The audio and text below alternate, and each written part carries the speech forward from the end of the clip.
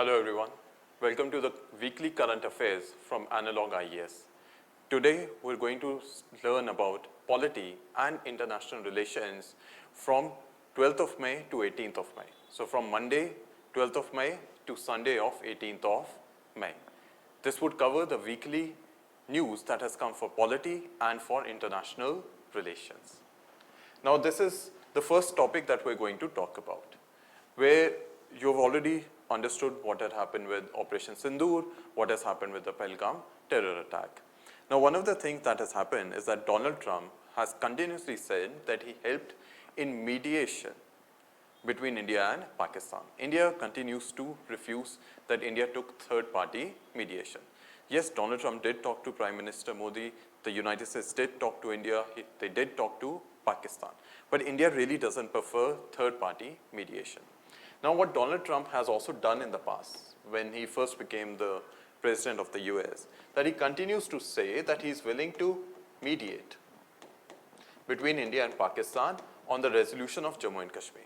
Now India doesn't like third-party mediation. Right?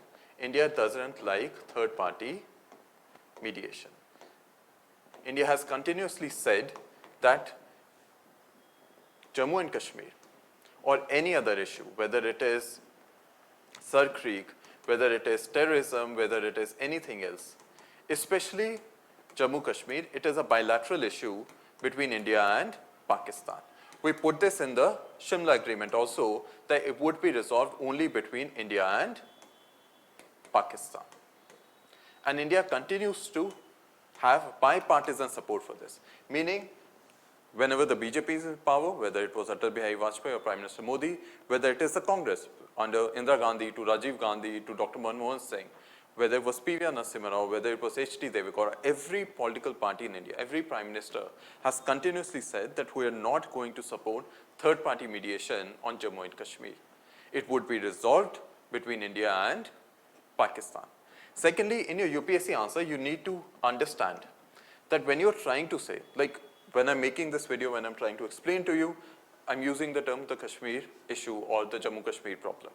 In your UPSC problem, you need to understand, or in your UPSC examination, you need to understand that Kashmir is not the problem. Kashmir is not disputed. What is only disputed is the Pakistani occupation of Kashmir. When we say Kashmir problem or the Kashmir dispute, we're trying to say that yes, both POK and Jammu and Kashmir are disputed. No, that is not the case. It is only for India, the only thing that is to be resolved, the only thing that is a problem, the only thing that is of dispute is the Pakistani occupation of Kashmir. So what is the primary issue? POK. We're not going to have any third-party mediation on the Kashmir issue. And why is that the case? Why doesn't India like third-party mediation? And it has to do with history. So when the first Kashmir war happened in 1948, so you had tribals supported by the Pakistani army that ended up capturing POK. At that time, Jawaharlal Nehru took the decision of taking the issue for resolution to the UN Security Council. And UN Security Council passed a resolution, and from that day onwards, we have not been able to properly resolve the issue of Pakistani occupation of Kashmir. And after that time, including from Jawaharlal Nehru's time, India has decided that if there is any bilateral dispute, especially land disputes, India is not going to ask for third-party mediation. So whether it is Sir Creek, even the issue that we have with China over Aksai Chin, or the Chinese occupation of Aksai Chin, India doesn't do third-party mediation. Even during Nehru's time, during 1962, when China ended up invading Aksai Chin, we said no to third-party mediation. All of these issues would be resolved bilaterally. So now you understand that India doesn't like third-party mediation. You now understand why we don't like this, because India has had problems when third parties have mediated on certain issues. The primary issue being of Jammu and Kashmir when we took it to the UN Security Council. All right. I hope this idea is clear. That is what Dr. Jaishankar is trying to say in this article. When we deal with Pakistan, it would strictly be bilateral, meaning it would only be between India and Pakistan. India continues to say that is the agreement that we signed in the Shimla agreement, that the issue would be resolved bilaterally. All right. Now, moving on to the next article.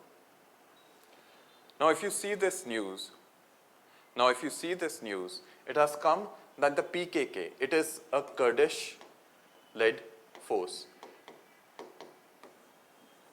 which is in the country of Turkey, which is now known as Turkey. And what they have said is that they'll have a peace initiative with Turkey. Now, as far as your UPSC examination, the only thing you need to remember from this is who are the Kurds. And you need to remember this from your prelims examination perspective. Right?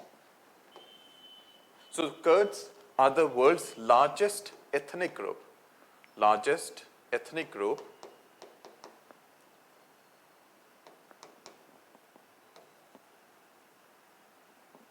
Without a state. Now, the problems with the Kurdish are that they are dispersed into 4 different, or technically 5 different countries. You have the Kurdish population in Turkey, you have the Kurdish population in Syria, in Iraq, in Iran, and a very small percentage within Armenia. The Kurdish population do not have their own country. They are the largest ethnic group of the world which doesn't have its own state. When we say ethnic group, you look at the Japanese. In that case, they would be considered as an ethnic group and they have their own country, which is Japan. You have the Han ethnic group. The Han ethnic group is the majority within China. You have the Tibetan ethnic group right now under the occupation of China. Mongols, they have their own country, Mongolia. Now, within the same context, Kurds are a separate ethnic group, but they do not have their own state. Apart from this, the Kurdish population are seen in 5 countries: Turkey, Iraq, Iran, Syria, and a small percentage in Armenia.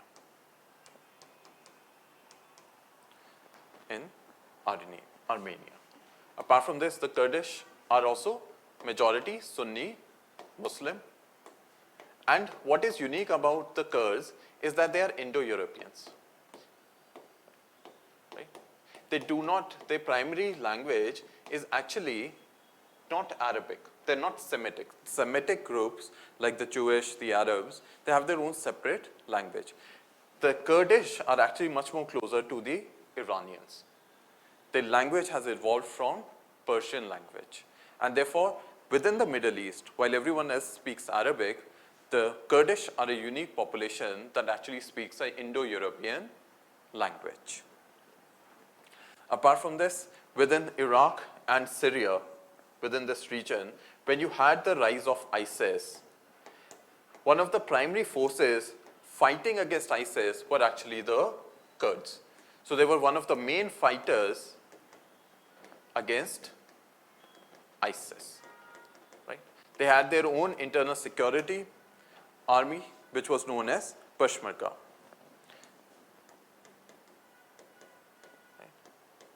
Peshmerga. They were one of the main fighters against ISIS. So when ISIS was defeated in Iraq, you have this northern area, right? You have this northern area in Iraq. It is now known as the Kurdistan, right? It is still a part of Iraq, but it has autonomy. It has its own separate government, but it still functions as a part of Iraq. Now, these are the primary facts that you need to remember about Kurds for your prelims examination.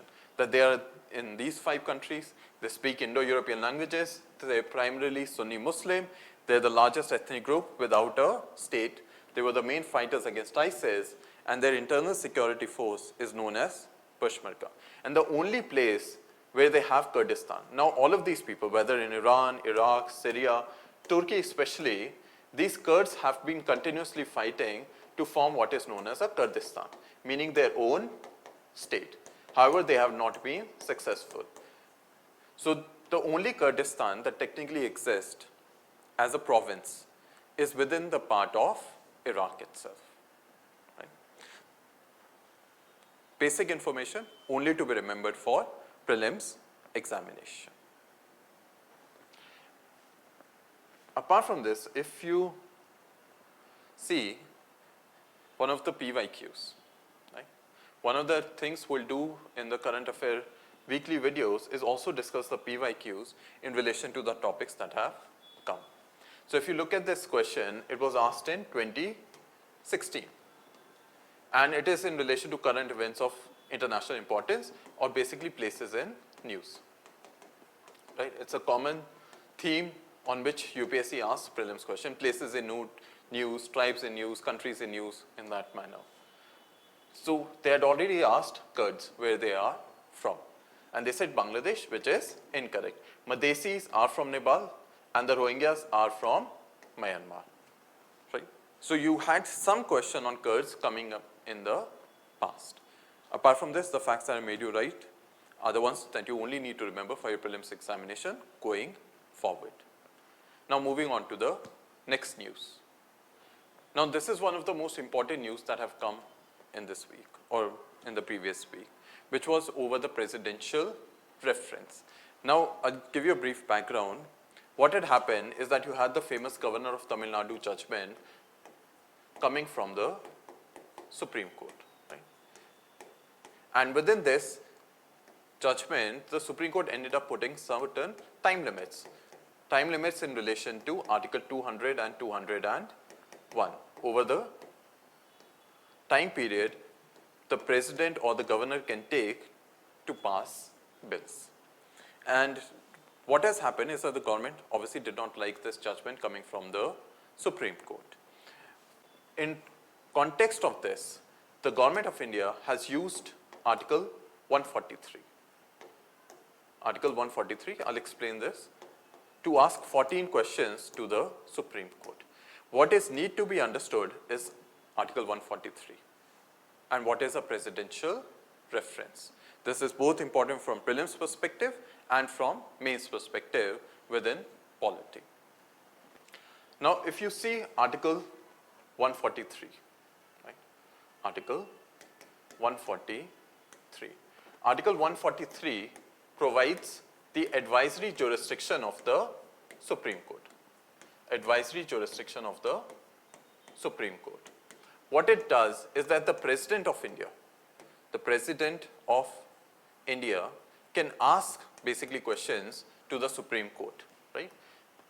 The President can ask for advice from the Supreme Court. That's the basic core idea of this. And what the government has done is that they have used the presidential reference under Article 143 to ask 14 questions from the Supreme Court. So it is part of the advisory jurisdiction of the Supreme Court. Now the President himself cannot ask questions. It's not that it's a discretionary power of the President. It's not a discretionary power of the President. The President can only ask questions based on the aid and advice of Council of Ministers. Right? So whatever the Prime Minister or basically the Cabinet provides the question to the President, those questions are then forwarded to the Supreme Court to be asked. So it is not a discretionary power. It is based on aid and advice of the Council of Ministers. So if at any time it appears the President that a question of law or fact has risen. Now when we use the term question of law, what it means is that you need an interpretation of the law. Right? So there is some term, there is some idea within law, whether it's a constitution, statutory law, legislative law basically, and the interpretation is not clear. So what would happen is, then you would ask a question of law. You would ask for the interpretation from the Supreme Court. The President, through the presidential reference, would ask for interpretation from the Supreme Court. Or it is a question of fact. It is a question of fact. Meaning, there is a particular fact that needs to be examined. Right? There is a particular fact that needs to be examined or evaluated. Right?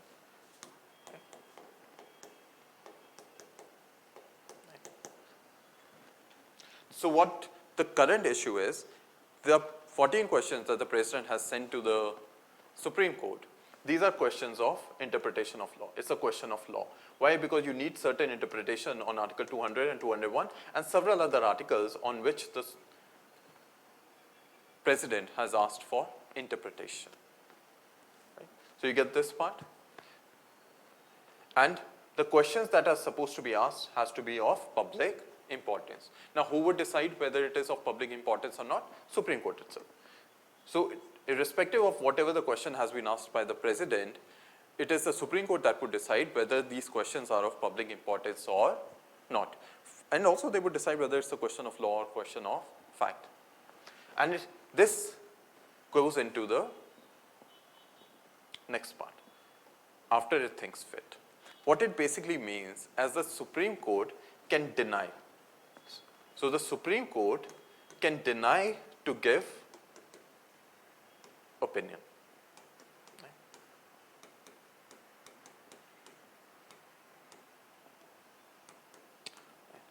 So if the President has asked for an opinion from the Supreme Court could say that, no, I'm not going to give you an opinion on this issue. And they can say that it is not of public importance, it's not really a question of law, it is not really a question of fact. This the Supreme Court has actually done in the past. One of the initial presidential reference question, or one of the questions that was asked to the Supreme Court was on the Ram Janambhoomi. Now, I'm not going to get into the question what the issue was, but the Supreme Court said that I'm not going to answer this. It is not a question of law, it is not a question of fact. So the Supreme Court can actually deny to give an opinion. It's an important point to remember. As of now, the President has consulted the Supreme Court 12 times. As of now, it has already been done 12 times. Apart from this, the opinion given by the Supreme Court is an opinion, right? It is an opinion, it is not an order, right? It is not a verdict, it is not a judgment, it is not a order. Meaning that the opinion is not binding, it is not binding upon the President. So let's say whatever opinion has been given by the Supreme Court to the President, it is not binding upon the President to do that. However, what we have seen in the past, that whatever opinion the Supreme Court has given, the executive has generally followed what the Supreme Court has said, even though it is not binding. It is not an order of the Supreme Court, it is only an opinion of the Supreme Court. So it is not binding upon the President. Apart from this, there are few other facts that you need to remember for prelims and you can write in your mains examination. We have borrowed this, right? It has been borrowed from the Government of India Act 1935. So this provision was also there in the Government of India Act 1935. Apart from this, Canada also has this provision. So Canadian Constitution does have a provision where they can also give a reference to the Canadian Supreme Court to ask a question, but it does not exist in the United States. In the United States, the US Supreme Court has said on several occasions that if I were to give an opinion, it would be a violation of strict separation of power. That is the view of the US Supreme Court. So I'm not going to have advisory jurisdiction. They have denied having advisory jurisdiction. Why? Because it would break separation of power. However, in Canada and India, we do have advisory jurisdiction, which has been used in the past. Right? So, in relation to Article 143, these are the facts that you need to remember for prelims and for mains examination. That the President can ask an opinion to the Supreme Court, but it has to be on the aid and advice of the Council of Ministers. It is not a discretionary power of the Supreme Court. The question that has to be asked needs to be of public importance. It should be a question of law and fact. Who would decide whether it is a question of public importance, of law or fact? Supreme Court itself. If the Supreme Court considers that it is not a question of law, it is not a question of fact, it is not of public importance, Supreme Court can deny giving a opinion, right? Supreme Court can deny giving a opinion. Assuming that the Supreme Court has given an opinion, it is only an opinion. It is not an order of the Supreme Court. Therefore, it is not binding upon the President. However, what we have seen that it has value. Such an opinion of the Supreme Court does have value. And what we have seen in the past is the executive generally follows what the Supreme Court has said. And apart from this, what is the bench of the Supreme Court that would decide this issue? So, for Article 143, the bench would be of a constitution bench. Right? It is a constitution bench, meaning it would have 5 judges. Right? It would have 5 judges. It would be a constitution bench. Why? Because it undertaking interpretation of law. So it has already been said that the bench that would decide advisory jurisdiction under Article 143 would consist of 5 judges. I hope up till here it is clear. I'll tell you what the political issue is. You don't need to write this, but what is happening is that this governor of Tamil Nadu judgment, right, that was given recently, to which the central government has problems, it was given by a 2-judge bench. 2-judge bench.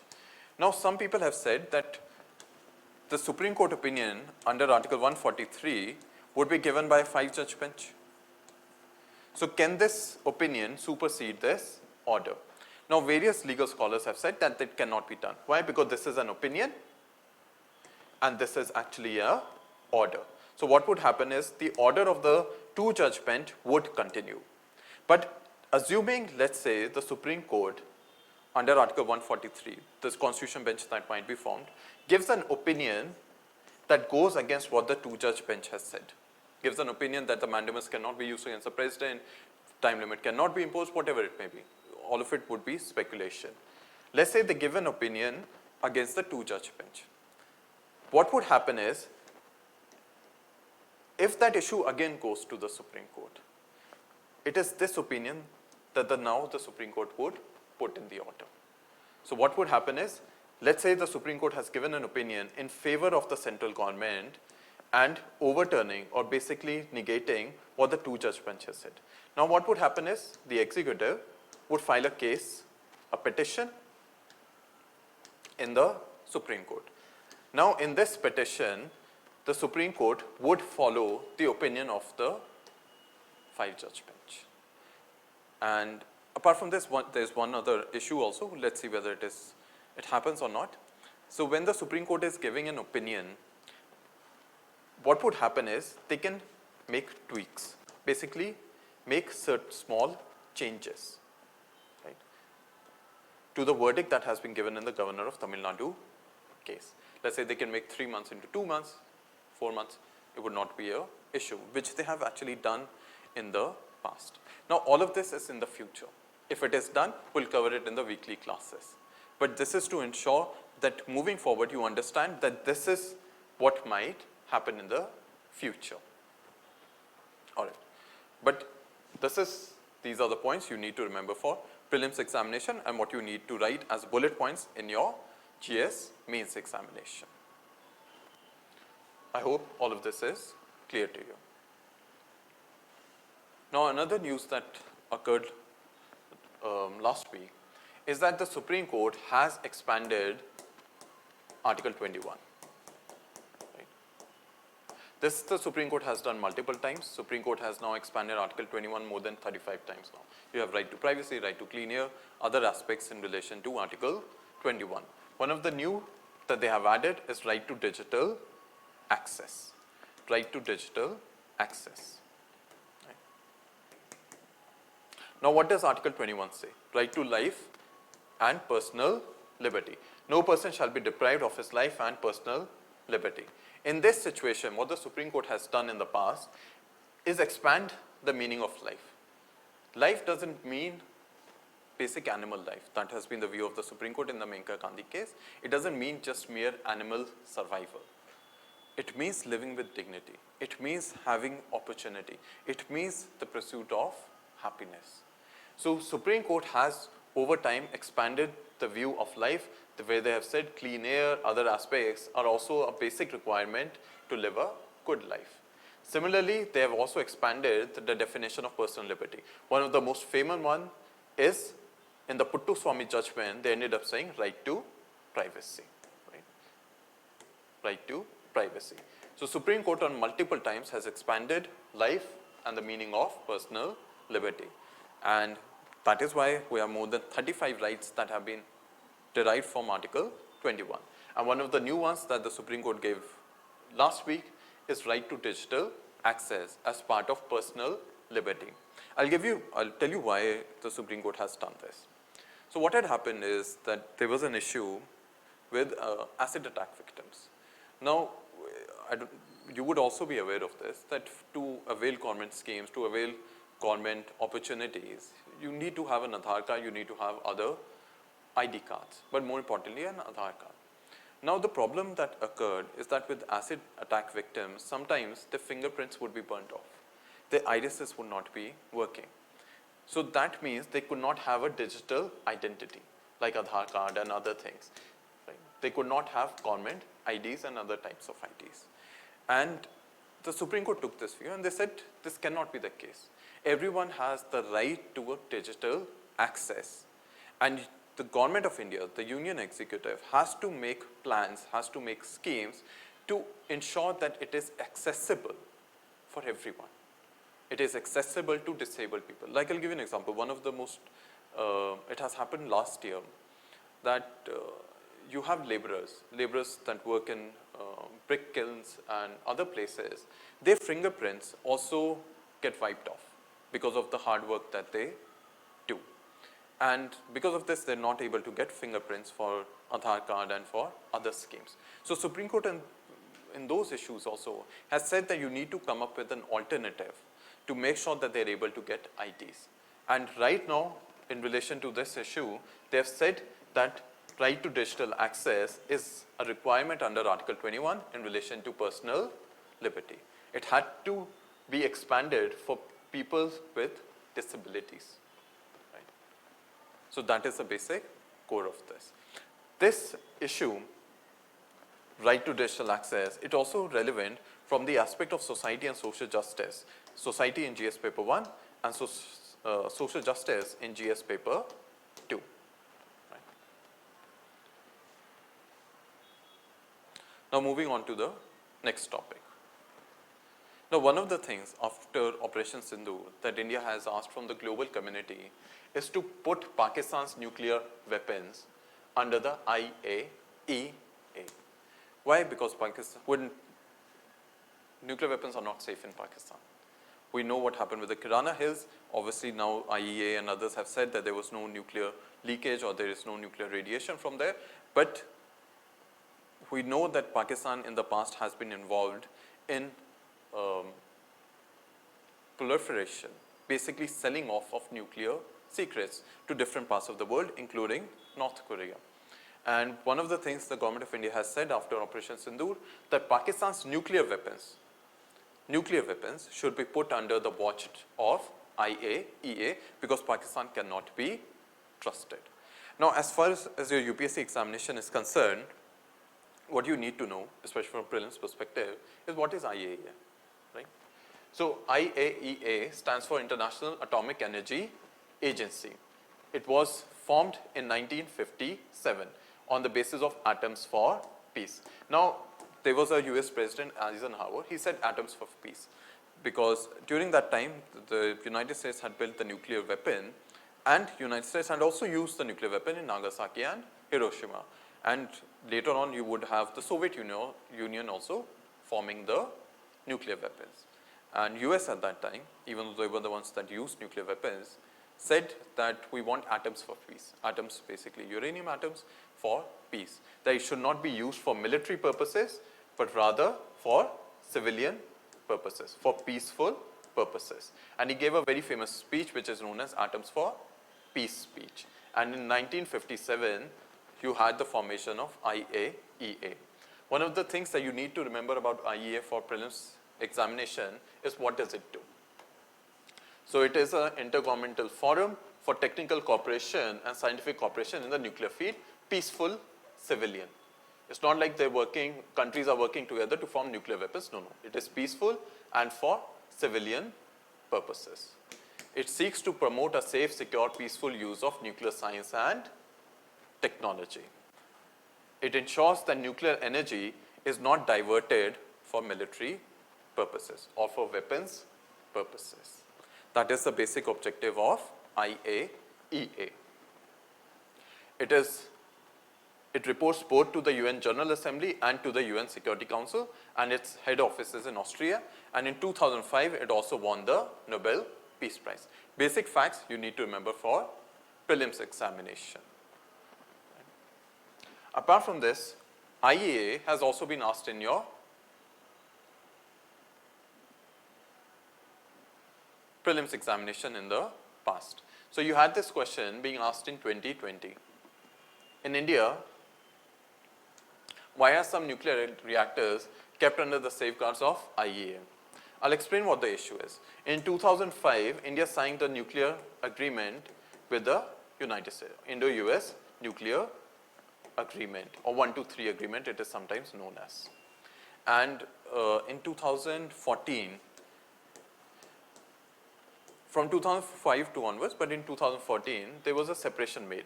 India has use of nuclear reactors both for civilian purposes and for military purposes.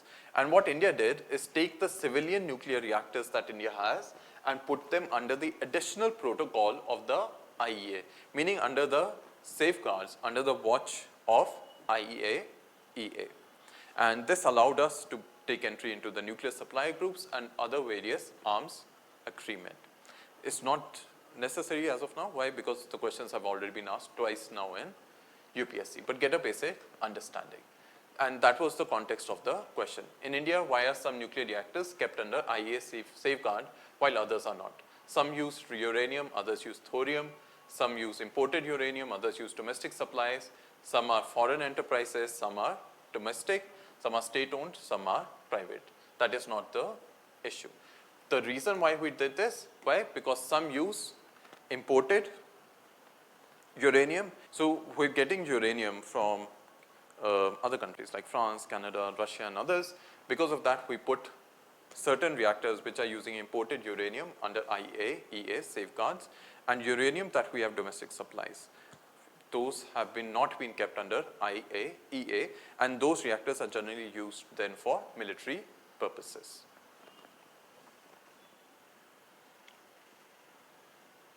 Similarly, you had one more question being asked in 2018. In the Indian context, what is the implication of ratifying the additional protocol of the IAEA? Civilian nuclear reactors come under IAEA safeguards. Military nuclear installations come under the inspection of IAEA. Country will have the privilege to buy uranium from NSG, automatically becomes a member of NSG. So in 2014, we exceeded or actually accepted the additional protocol of IAEA. Why? Because we wanted to become members of NSG and other nuclear groups. Irrespective of this, the correct answer to this question would be the military installations come under the inspections of IAEA. Oh, sorry.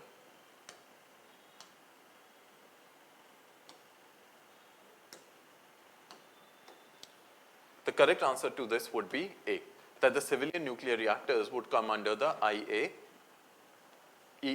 safeguards. So we made a split between civilian nuclear reactors and military nuclear reactors. Now civilian nuclear reactors in India are under the watchdogs of IAEA. Now if you look at what India has asked, India has not asked for civilian nuclear reactors to be split in Pakistan between military purposes and civilian purposes. It is not about peaceful nuclear reactors that is used to produce electricity. What we have asked is for nuclear weapons. As of now, it doesn't happen under IAEA. Nuclear weapons are not put under the watchdog of IAEA until and unless a resolution has been passed by the UN Security Council. So this is what India has right now asked. Let us see whether it happens in the future or not. As far as prelims is concerned, you only remember what is IAEA, the basic information. Now this issue has been in the news for several weeks now, and what has happened is an issue over EPIC. Now if you see your voter ID card, Now this is a fake voter ID card taken from the Election Commission website. It's not real. So what happens is, here what you have is a epic code. It is a unique code given to every voter ID. It is alphanumeric, meaning it has alphabets and it has numerals. It is given by the Election Commission of India. Why? So as to ensure that there is identification proof of each individual voter ID card. It is meant to ensure that there is no bogus voting, there is no voter duplication, there is no voter fraud in India. That is why you have this unique epic number. It is known as the electoral photo identification card. Every voter ID in India would have one. If you check yours, it would also be there. Now one of the issues that happen is that it was meant that the epic card should not be, it should be unique for everyone. The problem began is that in different states and union territories, people ended up having the same epic number. Right? They would end up having the same epic numbers. So different people in different states, not in the same state. So let's say if you're in the state of Andhra Pradesh, your epic number would be unique in the state of Andhra Pradesh. No other person would have that number. But in the state of Telangana, somebody might have this. In the state of Haryana, somebody might have this. So what happened is, across states, there was duplication of the epic number. Not in the same state, but in different states. And in the recent elections, the West Bengal government and then later other governments also, state governments, ended up raising it as an issue that it can lead to voter fraud and it could lead to bogus voting.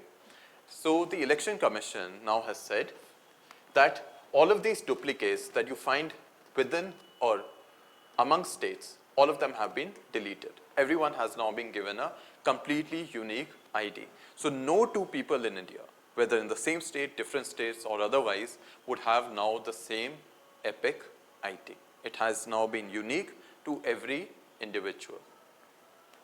Right? So what you need to remember for prelims, basic facts about epic. It stands for Electors Photo Identification Card. It's on every voter ID. It is alphanumeric, given by the Election Commission. It is an identification proof, and it is meant to ensure there is no bogus voting or voter fraud. Now, everyone in India now has unique ID. What the Election Commission has done is to ensure that there is no duplication of voter epic ID. Initially, the Election Commission actually ended up saying that yes, two people in two different states, let's say in the state of Haryana and Tamil Nadu, may have the same epic ID. But their polling booth would be different. Their polling booth would be different. Their photo would be different. Their name would be different. Their address would be different. Everything else on the voter ID would be different except this number, because in different states, the same ID might have been, same epic number might have been given. But they said there would not be any bogus voting or fraud in voting. Why? Because every other demographic information like name, polling booth, address, everything would be different. So there is no chance of having bogus voting or voter fraud. Irrespective of this, the political parties said you need to ensure that there is still no duplication, and what the Election Commission has now done is ensure that there is no duplication. So everyone in India now hopefully has a unique epic ID. There is no duplication of one ID in different states. Hopefully this part is clear to you. And now moving on to our last news. So what has happened is that a new CJI has been designated, and CJI B.R. Gavai has taken as the Chief Justice of India. The question is, how is the Chief CJI appointed? Now, basic facts you need to remember for examination. Like, how is the CJI appointed? Now what happens is CJI is appointed by the President. Right? The basic procedure is you have the Law Minister. So what would happen is the Law Minister would ask the current CJI, right? CJI current, to recommend the name of the next CJI. recommend the name of the next CJI or the Chief Justice of India. So for B.R. Gavai, Sanjeev Khanna, who was our former Chief Justice, he recommended his name. The current CJI, B.R. Gavai, would now recommend the name of the next CJI. But it's not like they can nominate anyone. There is a procedure to that also. So the recommendation given by the CJI, the current CJI, would be of the senior most judge of the Supreme Court. So whoever is the senior most judge after him, that person's name would be given for as the next CJI. So after Justice Khanna, the senior most judge, the second senior most judge was B.R. Gavai. After B.R. Gavai, whoever is the second senior most judge right now in the Supreme Court, that person would now become the Chief Justice of India. This recommendation is given by the CJI back to the Law Minister. The Law Minister then recommends the name that the CJI has given to the Prime Minister, and the Prime Minister then advises the President to appoint that person as the CJI. This is what the procedure is. Law Minister, just before a CJI is about to retire, basically just generally 1 month before they're about to retire, but it's not written anywhere, but generally it is taken to be 1 month. They would ask the current CJI, would you want to be the next CJI? The CJI would recommend the senior most judge of the Supreme Court or the second senior most judge at that time as the next CJI. The Law Minister would say that this is the recommendation that has come from the CJI and provide that to the Prime Minister. Prime Minister would then advise the President to appoint that person as the next Chief Justice of India. Now the next news that has come is been throughout the past few weeks is over Operation Sindoor and the Pahalgam terror attack, in which the Prime Minister gave a very famous speech and he introduced what is known as the New Normal Doctrine. Now I've made a special video on the New Normal Doctrine on Operation Sindoor, and the link is given below in the description section, and I would advise you to watch that video itself. It has a much more detailed, in-depth analysis over this article and the other issues that have come up. And now coming to the last news for the week of 12th of May, Monday 12th of May to Sunday of 18th of May. Now this news is over, should nota be made compulsory for all elections. Right? I'll tell you what the issue is. What does nota stand for? None of the above. If you have voted till now, I hope you have voted. You have this option of nota that is given at the end, that you do not like any of the candidates above this, and I choose none of the above. That's the basic of nota. Now the issue is, should it be made compulsory for all elections? Now what happens in India is that in constituencies where there is only one candidate. Now in constituencies where there is only one candidate, that one candidate is going to win. So in those seats, nota is not there. Now the issue has been raised, a PIL has been filed in the Supreme Court that nota should still be made compulsory within that election. People should have the opportunity to choose that I reject this one person also. I do not want this one single person as my representatives. The people should be given this choice. Because right now what is happening is that in elections when there is only one candidate, although it is extremely rare in India, but even though in elections when there is only one candidate, the Election Commission there does not introduce the option of nota in voting. And that is the primary issue. Supreme Court is hearing this case. Let us see what the Supreme Court says. So it is a news in transition, meaning wait and watch. Let's see what happens in the future on this. As far as UPSC is concerned, understand the basics of nota. You understand what it means? None of the above.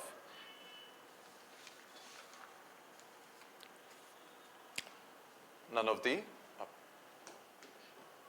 It is compulsory in all election, meaning the option of nota has to be there in all elections. However, it is only compulsory in direct elections, like for MPs, MLAs, and in certain panchayat and municipality elections. Not all panchayat and municipality elections, only certain panchayat and municipality elections, and that too in some states. However, for MPs and MLAs, it has to be there.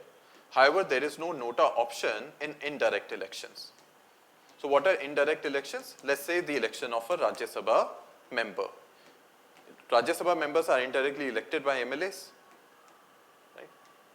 So in those elections, indirect elections, there is no option of nota. When presidential voting is also there, there is no option of nota. So nota is only there in direct elections, not indirect election. How did nota was introduced? So there was a famous case of the Supreme Court, PUCL case, 2013, where the Supreme Court said to the Election Commission, introduce nota, right? Introduce nota, none of the above, option in election. And thereafter, initially it was introduced in few state elections, then it was rolled out completely throughout India in all direct elections. Apart from this, why do we need nota? What is the advantage of having nota? The biggest advantage of having nota is that increases voter choices. Right? I may not like all of these candidates. So at least if I don't like these candidates and there is no nota, then there is no need for me to go for voting. But now that I have nota, I can still practice my right to vote by choosing none of the above. So it increases or expands voter choice. Apart from this, it increases political accountability. Meaning political parties would look at the candidates where there is high number of nota votes. Alright, that we need to change this candidate, we need to make amends. Now one of the biggest problem with nota is it doesn't count really. The vote doesn't count. I'll give you an example. Let's say 100 people have voted. Right? For example, 100 people have voted. Within this, the A candidate got 33 votes. The B candidate got 30. Right? The C candidate got 7 votes. The D candidate, let's say, got 12. And let's say nota, so this would be 70, 82. Nota has gotten 12 votes. Now what would happen is, irrespective of nota being 12, it doesn't really matter. What happens is that whoever has gotten the highest number of votes, that person would end up winning. So even voting for nota, it really doesn't change who is going to win technically at the end of the day. Whoever gets the highest vote would end up winning the election. And that is one of the primary problems with nota, that at the end of the day, the vote really doesn't count. That is the basic information that you need to remember for nota, for prelims and mains examination. So with this, we're done with the weekly current affairs for polity and international relations from Monday of 12th of May to Sunday of 18th of May. And if you have any doubt, you can come and meet me at Analog IAS. And I'll take your leave, and do continue to watch the weekly videos for the other subjects, economy, geography, and other subjects. And I'll meet you again next week with this week's current affairs. Take care everyone, and bye from Analog IAS.